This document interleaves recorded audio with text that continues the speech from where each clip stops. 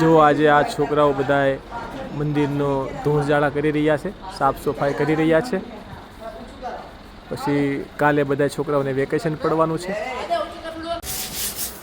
જો આ મંદિરનું છોગાન છે, ઉપર ગેલેરી છે મંદિરની, ત્યાં ધોઈને આ છોકરાઓ બધા વ્યવસ્થિત ધૂળઝાળા કરી રહ્યા છે.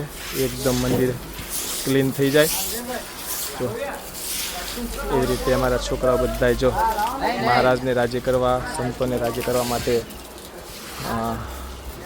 ધોઈ રહ્યા છે, સાફસૂફ કરી રહ્યા છે. જો અમારા બધાય સેવાભાવી છોકરાઓ છે.